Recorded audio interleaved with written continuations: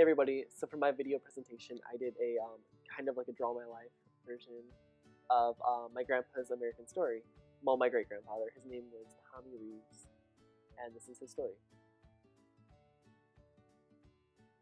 He was born in a smaller town in Mississippi called Pelahatchie, which is about, I would say, like a 5-hour drive from New Orleans, and then about a 6-hour drive south of Memphis.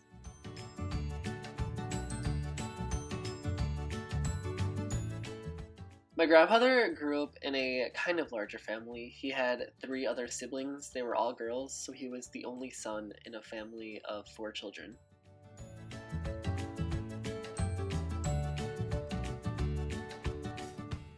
Growing up, his family owned a dairy farm, and since he was the only son in his family, he had to help out a lot, more than his sisters did at least.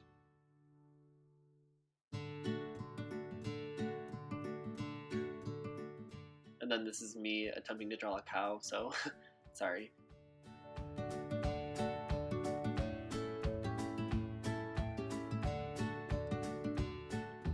After high school, my grandfather went on to attend Mississippi State University. Upon arriving, he originally planned to study accounting in college, but soon after he changed his major. But for his first couple years, he took many math classes and studied accounting. After a few years, he decided that he'd rather change his degree to airport management.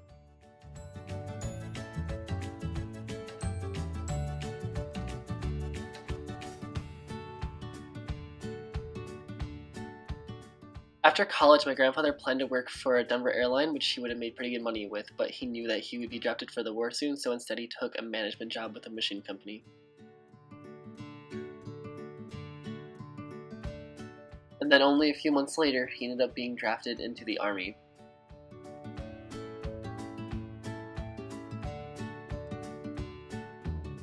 After entering the Army, he knew that he wanted to be a navigator. So on top of his degree that he already had, he also had to attend flight school for a while.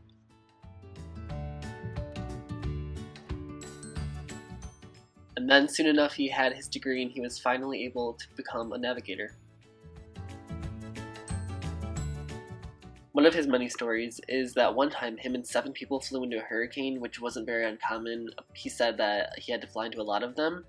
Him and 7 people flew in, and only 3 of them ended up coming out, which to me is just, it's beyond terrifying.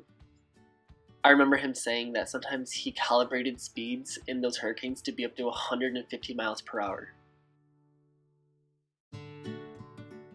After he served his time in the Army, he ended up coming home with 2 Distinguished Flyers medals, along with a lot of other awards, and then he met his wife while he was in the Army.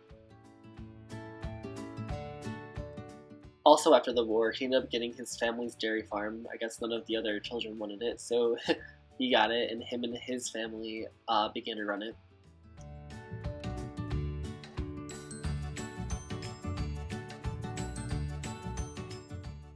After a while though, he decided to shut down the dairy farm, as well as some of his other businesses that he had come up with that, I think they were chicken farms.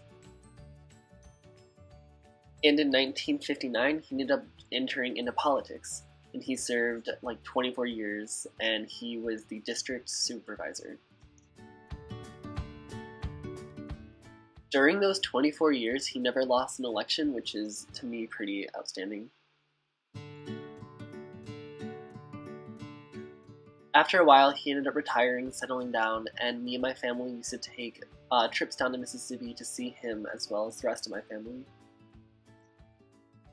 In the last few years of his life, it began to become hard for him to talk and to hear, and unfortunately he passed away in 2006. Well, there was my great-grandfather's American Story. Thank you all for watching, and I hope you enjoyed this video.